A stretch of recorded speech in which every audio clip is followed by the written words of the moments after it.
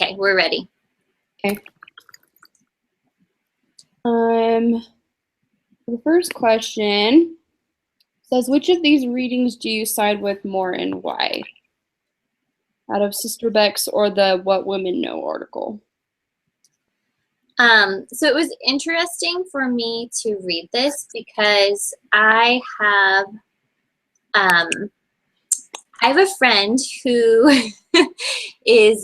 she has really, really liberal points of view, and she is sort of more in the What Women Know camp. She's not all the way on that side, but she definitely leans towards that, and she gets really irritated when she perceives inequalities in the church and things like that. But to me, when I was reading Sister Beck's talk, I think that what she was saying was that basically mothers need to set aside other pursuits. They need to say no more often to things that aren't necessary.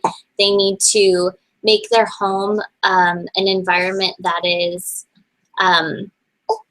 conducive to learning and the spirit and feeling happy, growing, helping your family to grow and all these different things. And if you look at that from a worldly perspective, it does look very limiting. It looks like, oh my goodness, she's telling women that they basically need to be in the home cooking and cleaning and raising these kids, and that's all they're good for. But that's really not it at all. If you look at it from a deeper gospel perspective, it's showing how incredibly important motherhood is. It would be like if you had been given a job at some corporation and they were like, you need to focus on this. This is going to be your life right now. This is such an important position, and you would want your office to be in good shape so that you were organized. You would want to, it wouldn't be the time in your life to start pursuing new other side careers and different things like that. And that's how I see motherhood. I see it as this, thing in your life that you need to devote your energy and efforts to. And I think Sister Beck's talk is highlighting that, in my opinion. Hey, can you guys hear me? Oh, you're here! Hooray! It's weird. I just used Firefox instead of Chrome. Oh, how funny. Well, I'm glad you made it. Yeah, sorry you're not feeling so well. Oh, it's okay, guys. I thought, you know what? If you guys are here, I'm going to be a trooper and show up too. Plus, it's our last one. Thanks, Socorro. So, did you hear the question that we had asked Socorro, the first one? Was that about the motherhood that you guys were just talking about? Yeah, it was. Don't worry, I agree with everything you said. Megan, you're awesome. Catherine, you're awesome. Whatever you guys said, yeah, Sister Micro, they totally reflect my point of view. Got a little Mexican spice, and we got it. Perfect. Yeah, I was just going to agree with you, Megan. I just, of course, like Sister Beck's, and I also have some people that I know who feel like the church just sees women as baby factories. I've heard them say that exact words, and so they think it's very degrading. But for me, it's just such a blessing, and ever since I was young, I've just always looked forward to, just being a mom, being a stay-at-home mom, and just being able to make my home a place where they can learn. And I think a lot of people view it as, yeah, like you said, just very limiting, that, they're not allowed to leave the house. They're supposed to stay home and just cook and clean, and that's their identity. But something that I've just, learned from reading the Family Proclamation doesn't say anywhere, that a mother can't go out and work. It's just that she needs to be a nurturer. And like you said, her focus needs to be on her family and her children. Not that she can't go out and work, if they need to. But, yeah, just that her focus should be on raising her children and having a family. And so I'm grateful for my testimony of that ever since I was a little girl, and it's just stuck with me ever since. And so, yeah, that's why I side with that talk more than the other one. I went through something really interesting last year. My friend asked, she was frustrated. she comes from a broken family, and she doesn't necessarily look forward to motherhood as much as she should. And she said, well, if I knew that I was going to be a mother, then why did I go to UC Berkeley? Why did I invest so much money in, going to one of those great schools? And I'm like, because you invested in your education. You're going to be a better mom because of it. So don't regret having gone to college. She's like, well, I'm never going to use it when I marry, her boyfriend that really wants her to stay home. They're married now. I don't know how they're going to work that out. But anyway, good luck to them. I'll be a therapist so I can work on them. But no, I'm just kidding. But, for her, it was like, well, he wants me to stay home. It was just this really big conflict. But I think that, getting an education will make us better mothers. We obviously, some may want to work full time. I mean, it's their agency, but like you said, nurturance is super important. But I just think that we should never say, well, I'm going to be a mother, so why go to college? I mean, that would be just.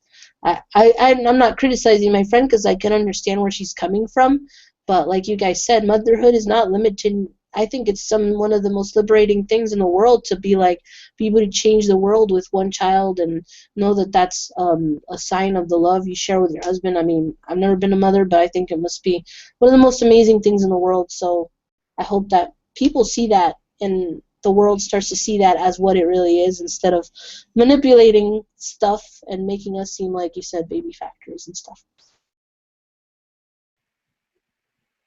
I just have to jump in and say I think that because the world is so the attitude towards mothers is like, I think we've mentioned this maybe in our meetings before, but oftentimes moms who stay home say, oh, I just stay home, I'm just a mom, or whatever. We don't give ourselves credit for all that we do as a mom. And there's a lot of different reasons for that. I really do think there are some moms. I mean, I grew up, I had my best friend, her mom stayed home, and she literally lived in her bathrobe, and she watched soap operas all day. She was that mom. And I think sometimes, those types of stereotypes may have kind of created this false identity for a lot of moms that, people kind of picture us as women who do nothing all day.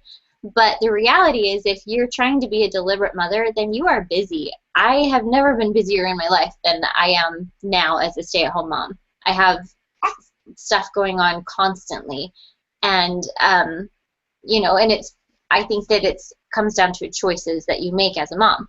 But also, I think that we really have to work hard in the church and when teaching our children to value motherhood, because I felt this way. Like, I remember growing up, I wanted to be a National Geographic photographer, and I was not going to stay home and waste my life being a stay-at-home mom. There was no way. And I just did not understand why that was valued or anything.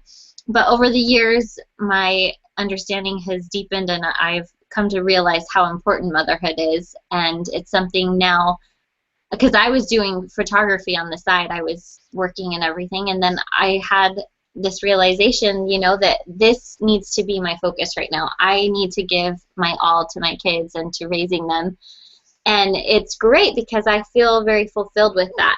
But I think a lot of women don't, because they constantly yearn for the accolades of the world and, things like that. And I think we just need to do a better job of teaching our daughters and our sons too, of the importance of motherhood and how to find fulfillment in that, I guess.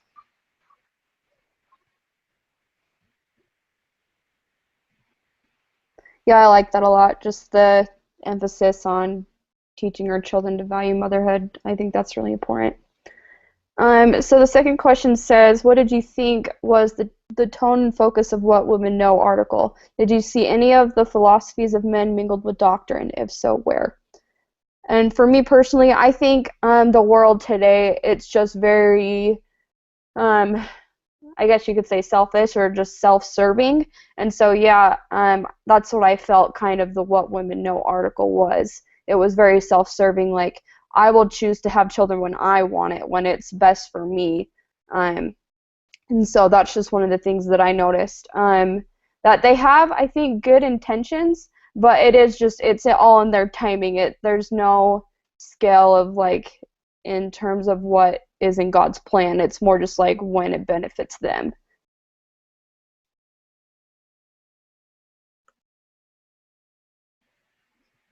Yeah, I definitely agree with that, Catherine. And I think also, again, I think that I think pretty much all of it was, the philosophies of men mingled with doctrine because they're claiming to still be, you know, active members with the testimony of the gospel and everything, but they're missing some really fundamental principles there. And they're just missing the whole point of motherhood and everything, and seeing it as something that is, again, degrading to them, and wasting their time and their efforts and their talents and all those things, and that's not the truth at all. So I think they're just totally missing the point there.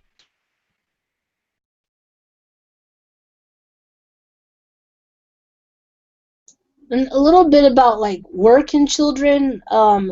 Like I said, in my culture, we tend to be on the lower strata of class, and so we do have to.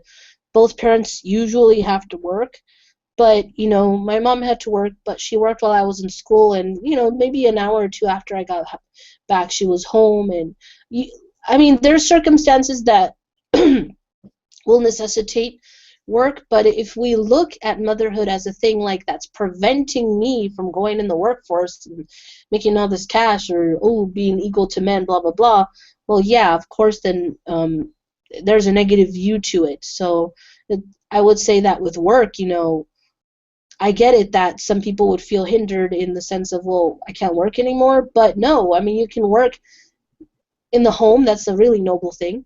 But if not, I mean, you can find ways. I was telling my friend, the one I just told you guys about, you can do volunteer work. You don't just have to like work as an engineer. I mean, like when your kids, she's like, well, when my kids are in kindergarten, I wouldn't have time to like work as an engineer. I'm like, well, then, you could do volunteer work. You could do something outside the home. It doesn't always have to be, employment. So I think we, as mothers, maybe it would be easy once your kids are older to maybe say, well, what have I done? Where's my kids are in school, so what do I do now? Like, what do I do with my day, right? There's always stuff to do, and I think that if we keep ourselves busy with noble work, we will never regret being mothers. I agree. And I have to jump in there and say, I didn't add the caveat that I am homeschooling my kids, so I don't ever have them gone. And so that's why I realized I can't be working right now, because it was just not going to work out. But I totally agree with that. I think that we have to remember that there's so much good you can do if, your kids are at school and you have 8 hours a day. You can definitely open up some more possibilities there for yourself too. Well, if you're homeschooling, you definitely are refining your skills as a teacher, and then you can use those skills someday for primary and all those other callings too. So everything is conducive to good stuff, I think. Yeah, I agree. I think it's just, whatever your choices are. But I think just realizing that you do have options.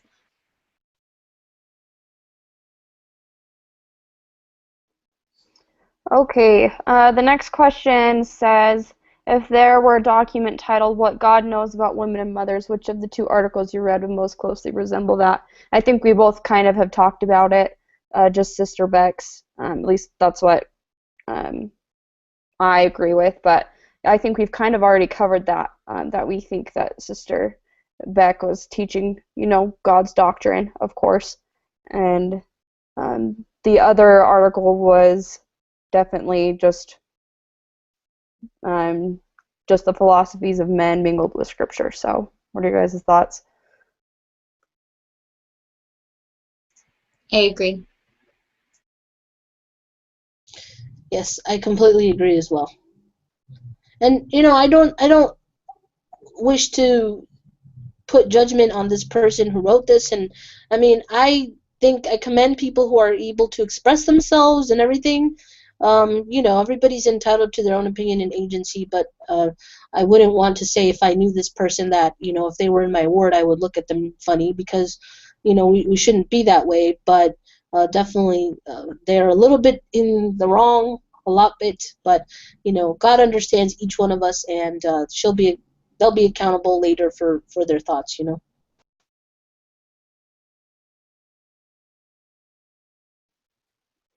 Okay, so the next question says, what do you know a woman's role to be in our Father's plan? Any thoughts?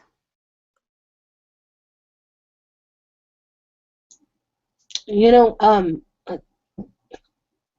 I think it's really important with so many things going on about gender and stuff. Like, you know, you guys already know my little jokes, but it's really hard for me with gender, with these things that are going on about transgenders and this, that, and the other.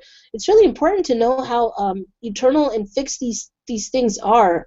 I understand people who are going through a lot of things because, you know, like I have gay family members, not the same as transgender, but, you know, similar in the sense of that mindset of, you know, having a feeling that they cannot fight on their own and stuff. So I get it, but it's I think it's kind of a threat to motherhood in the sense of like you don't see how important being a woman really is. You don't see how valuable it is, and you don't see that God really wants us to be.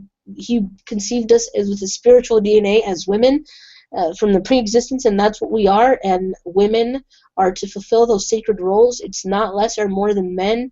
It's just the same. And I mean, honestly, I would say it's even more essential because without us, well, there wouldn't be more people on this earth. So I think we need to. God would want us to realize the importance of gender in motherhood and in everything, and how fixed and eternal it is, and no, you know, prominent doctor around the world is going to change the fact that gender is gender from the beginning, from our spiritual DNA.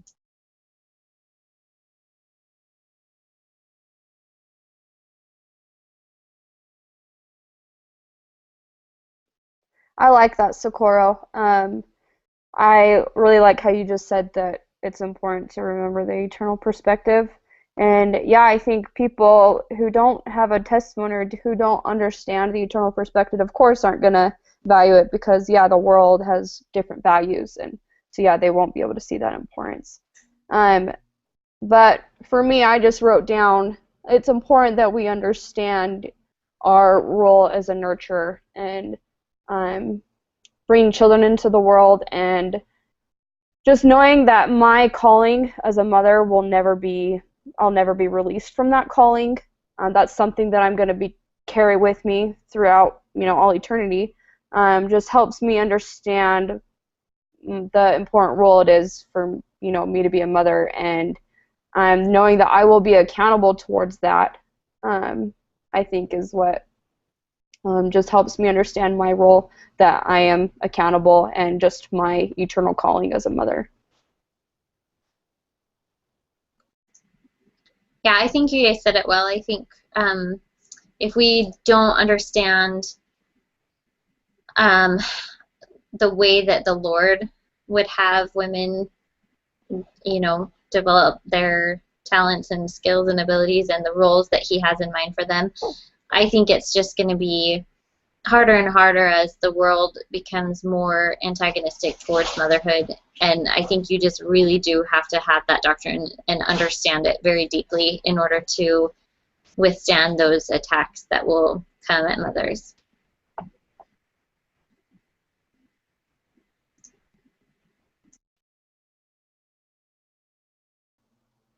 Okay, so the next question says, how might a man's understanding and conviction of a woman's role dramatically impact the eternal well-being of children, families, and women?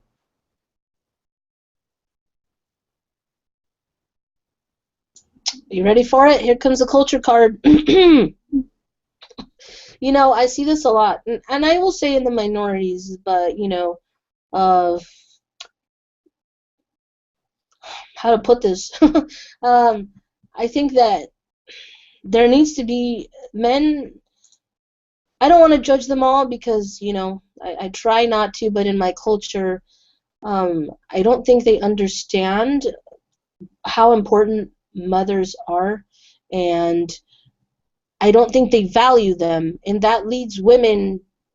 It's like this really big cycle. Like, you know, guys just want their wives for certain things, and then that's it. And women try to cater to all their needs so that they feel loved and by these guys, and in turn the guys just expect certain things from them. And I know that happens in American culture, but you know, it's more predominant, the chauvinistic, you know, machismo in our culture, and Hispanic cultures really big, and it really does lead to broken families, and it leads to misunderstandings, and it leads to just unappreciation of women in such a way that women like me and many other single Hispanic women feel as though they cannot find a partner.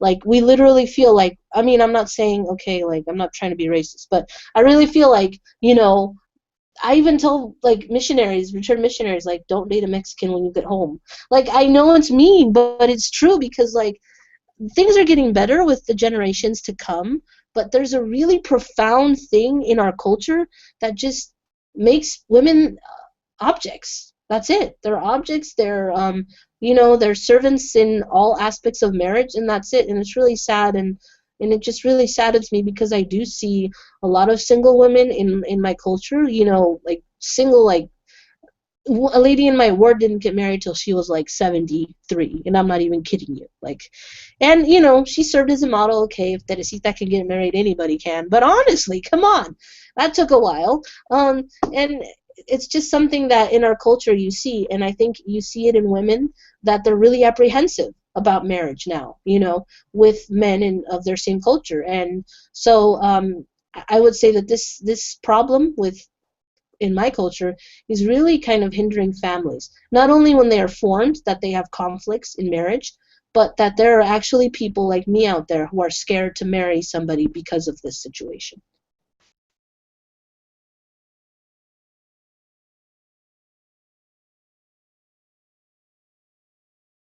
Sorry, I didn't mean to overwhelm you with craziness. Shake off the drama. No, sorry, I was pulling up the questions again. I accidentally closed them. No, I think your comments are really valid. I think that you had a lot of good points. And my comment that I made before kind of applies to this one. I just think that it really is definitely important that we understand these things, that, like we've read this semester, having the doctrine in our heart, because if we as mothers don't value our role as nurturers and we don't take care of our children, it's like we talked about, maybe we didn't talk about it in our group, I don't know, when we read the book, The Sacred Duty, and we talked about the women's conference and how they wanted to have more fast food restaurants and 12 hours of free daycare for women for their children every day and stuff. And basically, I mean, I was like, that's like institutionalizing these kids. I mean, they're not going to have a parent. And that's what so many people in the world want these days. They just don't want women to be mothers, because they just see it as this prison for a woman. And that's so sad. I just can't imagine the type of generation and families that are going to evolve from that mentality.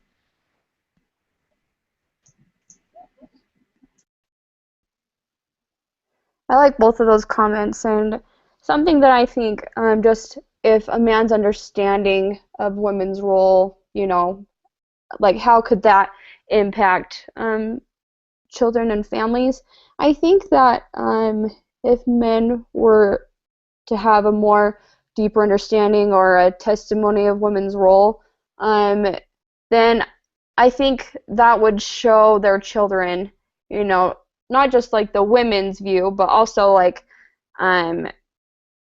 if their husband had a strong testimony, then I think the children would be able to learn from that, especially sons, be able to value women and what they do instead of them just staying home. And yeah, just like Socorro was saying, instead of it just being an expectation that they're just gonna, you know, feed our family and clean and all those different things, but they truly valued what they did. And I don't know, I think there'd just be more appreciation for those kinds of things, and I think that would have a big impact on families. But the last question says, the Savior has said that in the last days even the very elect shall be deceived. How can we avoid being deceived by the world's philosophies of men and women's roles? And for me, I think the biggest thing is just having a testimony in the family proclamation. That is, I think, just such an inspired document, and I think the Lord gave it to us at a time when He knew we needed it. And knowing that His doctrines never change just helped me know that if I keep my foundation strong, like in Helaman 5:12, it says if we have a strong foundation on Christ, then the fires of the adversary or whatever won't be able to hurt us or harm us. And so I think that if we just keep our testimonies grounded on that document, then I think we won't be deceived and we'll have that to lean on. Yeah, and also, like the talk from President Eyring that we read, if we check our opinions against, maybe this was for another class, but either way, if he said that, if we check our opinions against what the prophet is currently telling us, we can always know if it's going to be the right thing or not. And I think that it's interesting because we've seen so much in the church just recently, even people who, it started with Prop 8. Like, there were so many members who came out and said, no, I'm not going to listen to what the prophet is asking us to support here because I just don't believe that. And it's just, gotten worse and worse since then. And to me, I feel like whether whether it makes logical sense to you or not, if you have a testimony of the prophet, then you follow the prophet, and you pray for understanding and for a softened heart if you need to. But if you want to stay on that iron rod and you want to make it to that tree of life, then you need to follow the prophet. That's why we have him. He's there to guide us, and his word is God's word, and we have to remember that. So I think that's really our main thing that we need to do.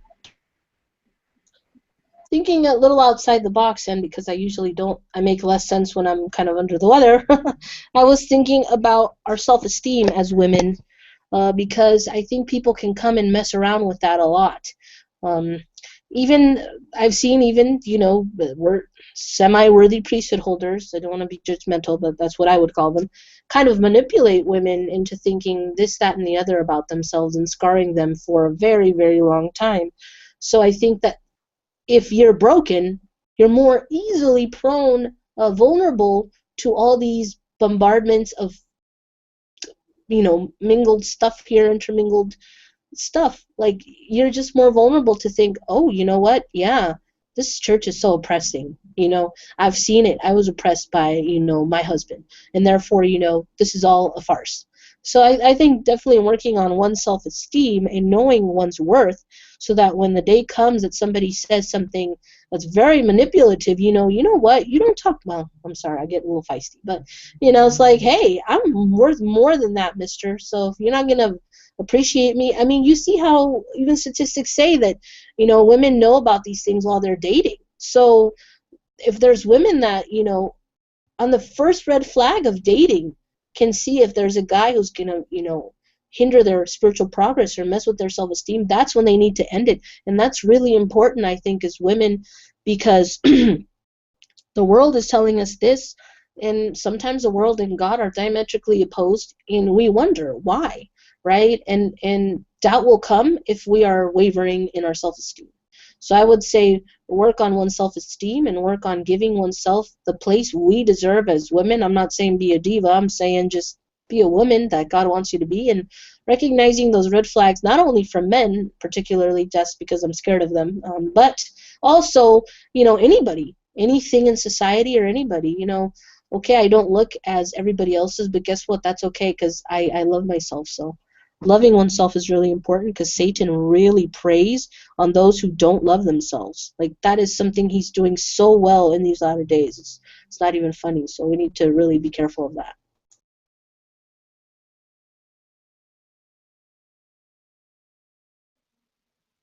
I like that, Sakura. I think that makes a lot of sense. So does anyone else have any last minute thoughts they want to share before I give the summary? No, not on my part. Nope, go ahead. Thanks. Okay, hopefully this makes sense. I just was kind of writing down what I was hearing. So this is our summary. So Sister Beck was saying that mothers need to make their home an environment that is conducive to learning and make their family grow. It is telling us how important motherhood is. It is what we are to devote our energy and priorities to. All of us shared examples of our friends who side with the mothers who know and their points of view. We talked about how motherhood is one of the most liberating things in the world, and it isn't a limitation like some people view it. Mothers who say, I am just a mom, aren't giving credit to themselves for what they do, and we need to work on giving ourselves more credit. And it is important to teach our children to value motherhood. We talked about The What Women Know article was pretty self-serving. They are claiming to be active members of the church, but they are missing fundamental doctrines. And there are certain circumstances that require women to work, but it all comes down to our priorities. And there is so much good that we can do as a mom while our children are gone. We can learn how to use our time wisely. And then it's important to understand our eternal role in God's plan. People who don't have an eternal perspective can't really understand their essential role as women and mothers. Our calling as a mother is one that we will never be released from. We talked about men's understanding and talked about how some men don't understand how important mothers are and don't value the things that they do. Some men have expectations that lead to unappreciation towards women and what they do. Some men view women just as objects and servants, and it makes some women apprehensive to get married. And then we talked about how it's important to have a testimony of the family proclamations, so to help us not be deceived. Also, listening to what our current prophets and apostles are saying can help us to not be deceived. Whether it makes logical sense or not, we should pray and always follow the prophet. And then finally, we can work on our self-esteem and our worth, so it can help us to not be deceived and become vulnerable to what the world is telling us about our role as women. Thanks, Catherine. That was excellent. Sorry. Okay, thanks, guys. I think next week for our final, that Amazing Grace, I don't know if you guys have looked at it, but she's put all 4 of us as a group instead of just putting us in pairs. Did you guys read that or look at that? I saw that. Okay. So Haven't read that. Sorry, Sister Meeker. Sorry, girls. You're fine. So are we good to still just meet next Wednesday at noon? Or actually, I won't be here on Wednesday because I'm driving down for graduation. So I don't know if you guys can do Monday or Tuesday. Let me look. I'm pulling up my calendar right now. Let's see. Congratulations, Catherine. Yeah, that is exciting. I'm excited. So yeah, I'm leaving Wednesday morning. What was that? Are you graduating this semester as well, Megan? Yes, I am, but I am not going to walk because I'm moving to Ohio in like 3 weeks. So, not going to walk, but let's see. I could do Monday or Tuesday. Either one works for me. Tuesday works good for me. Okay. Tuesday. Do Tuesday at noon? Sure. Okay. So, Carl, how long do you have until you graduate? I should have 2 more semesters, so let's Oh, that's close. Yeah, you're getting there. Thanks. It was a pleasure. Well, we'll see each other again, but it was a pleasure. It's always been a pleasure meeting with you guys and working with you. Thanks for being so patient through my cultural rants. You're great. Sorry I made you come today, even though you didn't feel good. Thanks for being a trooper.